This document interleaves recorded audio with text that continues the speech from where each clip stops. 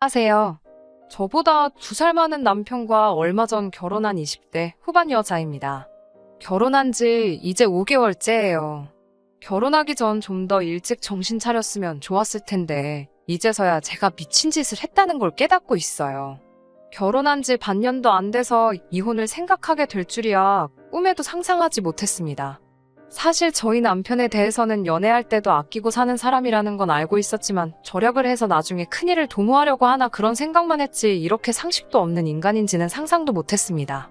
결혼 전 동호회 활동에서 만난 남편은 밖에서는 호탕하고 잘 웃는 사람이었어요. 외국계 회사를 다니고 있었고 대학가에서 자취를 하고 있더라고요. 제가 왜 회사 근처가 아니라 대학가에서 자취를 하냐고 물어본 적이 있었는데 자취하는 대학가가 자기가 대학교 다닐 때부터 살던 곳이라 익숙하고 저렴해서 그렇다고 하길래 그런가 보다 하고 말았어요. 그런데 나중에 알고 보니 그것도 다 돈 때문이었어요. 아무튼 연애를 시작하고 남편의 자취방에도 가게 되었는데요. 자취방에 가보면 모든 음식이 인스턴트밖에 없더라고요. 남편 회사는 공짜로 점심을 줬기 때문에 저랑 데이트를 할 때 빼고는 외식을 거의 하지 않았고요. 그나마도 사귄 지 반년 정도 지나니까 자꾸 집에서 데이트하려고 하더라고요. 그렇다고 배달 음식을 시키지도 않아서 대부분 제가 해 먹였어요. 왜 그렇게 한심하게 연애했냐고 물으시면 저도 모르겠어요. 그때는 남편이 돈을 아끼느라 그런 거라곤 감히 생각도 못하고 그냥 남자 혼자 뭐 해먹기 힘들어서 그런가 보다 싶었어요. 쓸데없이 모성애 같은 게 발동해서 자취방에 가서 음식도 해주고 그랬는데 지금 생각해보면 제가 제 발등을 찍었어요. 게다가 성인 둘이서 데이트를 하는데 데이트 통장을 만들자고 하더라고요. 뭐 그것도 이해는 했어요. 저도 남자한테 얻어먹기만 하는 거 좋아하는 성격도 아니었으니까요.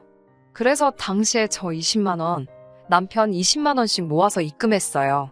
근데 웃긴 건 자취방에서 음식을 해먹을 때 장을 봐야 되잖아요. 그것도 그 통장에 있는 돈으로 빼서 하더라고요. 그것도 데이트의 일부라면서요. 게다가 라면 같은 것도 2사람이 먹을 걸 끓일 때 3봉지 뜯으면 아주 난리가 나더라고요. 그래서 그나마 인스턴트 식품도 양껏 못 먹었어요. 어이없는 건 장 봐서 해먹는 음식은 또 넉넉히 합니다. 알고 보니 음식이 남으면 자기가 다음에 혼자 또 먹을 수 있으니까 그랬던 거더라고요. 그때 생각하면 지금도 어이가 없어서 실수만 나옵니다. 아무튼 그때는 그럼에도 불구하고 제가 남편을 많이 좋아했었어요. 그래서 그런 것마저도 알더라고 꼼꼼한 사람이라고 생각하고 넘어갔어요. 남편도 그런 저를 알더라고 순한 여자라고 생각했던 것 같아요. 서로에 대해서 잘 모른 상태로 저희는 1년 정도 연애를 계속했고 그렇게 결혼까지 하게 되었습니다. 결혼도 정확하게 반반 결혼했고 결혼식 올리고 나서는 연애할 때처럼 생활비 통장을 만들었어요. 연애 때 계속 그렇게 해왔고 둘 다 각자 직장이 있으니 생활비 통장 자체가 문제가 되지는 않았어요. 뿐만 아니라 집안일도 저희는 각자 나눠서 합니다. 제가 요리하고 설거지 그리고 욕실 청소를 하고요. 남편은 청소하고 빨래를 해요. 쓰레기 버리는 건 서로 돌아가면서 하고요. 저는 솔직히 저희 둘이 싸울 이유가 전혀 없다고 생각했어요. 그런데 생각지도 못한 일이 터졌습니다. 결혼하고 2~3달쯤 되었을 무렵이었어요. 식비가 70만 원 정도 나왔더라고요. 보통 점심은 각자 직장에서 해결하기 때문에 같이 식사를 하는 건 아침하고 저녁뿐이거든요. 사실 아침 때는 서로 출근하기 바빠서 제대로 얘기하며 식사를 하기는 어렵잖아요. 시간이 없으니까 간단하게 커피랑 토스트 아니면 가볍게 과일이나 샐러드로 해결했어요. 하지만 저녁만큼은 신경 써서 차렸어요. 퇴근길에는 힘들어도 웬만하면 꼭 장 봐서 스테이크도 굽고 갈비도 하고 항상 메인 메뉴 하나는 만들어줬어요. 그런데 남편이란 작자가 식비가 많이 나왔다고 궁시렁 거리더라고요. 돈을 왜 이렇게 헤프게 썼냐면서 타박 아닌 타박도 하고요. 아무리 공동으로 생활비를 붓는다고 해도 혼자 마음대로 이렇게 돈을 써도 되냐면서요. 듣는데 어이가 없어서 벙쪄 있는데 자기가 종이를 가져와서는 한 달 동안 대략 저희 둘이 136끼를 먹었다며 그러면 한 끼당 5천 원 수준이라고 한숨을 쉬더군요. 아니 요즘 물가에 한 끼 5천 원이 비싸게 먹는 건가요? 이 사람 이렇게 물가에 대한 감이 없나 싶고 어이가 없는 걸 넘어서 한심하더라고요. 이런 제 속도 모르고 이러다간 우리 생활비를 식비로 다 탕진해버리게 생겼다면서 이렇게 해픈 여잔지 몰랐다고 헛소리를 떠들더라고요. 그러면서 하는 말이 자기는 자취할 때 한 달 식비를 15만 원 정도밖에 안 썼대요. 그 소리를 그 다음 달 내내 앵무새 마냥 반복하길래 제가 그럼 식비로 15만 원만 내라고 했어요. 저는 35만 원 내고 사람답게 살겠다고요.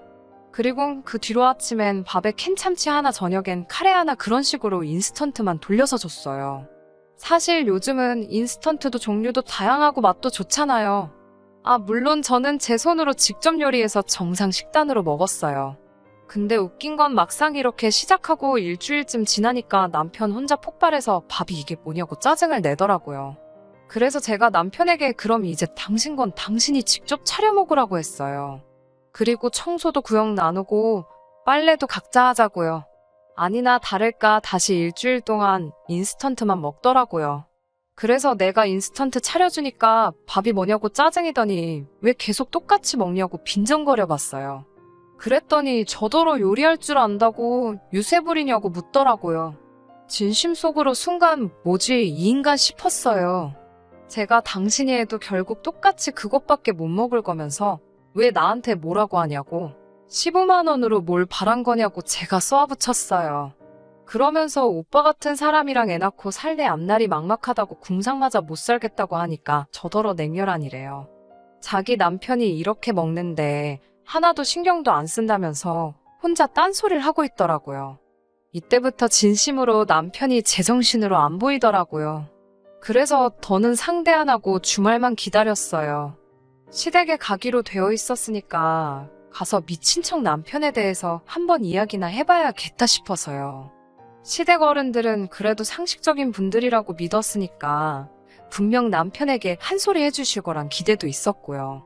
근데 피는 못 속인다는 말이 딱이더라고요. 토요일 점심쯤 시댁에 도착했어요. 남편이 옆에 있었지만 개의치 않고 그간 있었던 일을 다 말했어요. 너무 힘들고 이게 뭐하는 짓인지도 모르겠다고요. 그런데 제 말을 듣고 있던 시모랑 신우가 눈을 동그랗게 뜨더니 저를 쳐다보면서 지금 그래서 돈 달라는 거냐고 묻는 거예요. 그러더니 대뜸 우리 돈 없다면 네 남편이 15만 원을 주든 20만 원을 주든 저더러 알아서 하래요. 그러면서 남편이 아무리 돈이 없어도 시댁에 와서 남편 흉보는 건 멍청한 여자들이나 하는 짓이라면서 행동거지 조심하라고 저를 나무랬어요.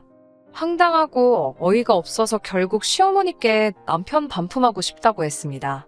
시모와 신우의 말에 무슨 천군만 말아도 어드냥 남편은 기가 살아서 저한테 할 말 안 할 말 분간도 못하고 시댁에 와서 입을 놀리냐며 빨리 집에 가서 밥이나 차리라고 거들먹거리더라고요.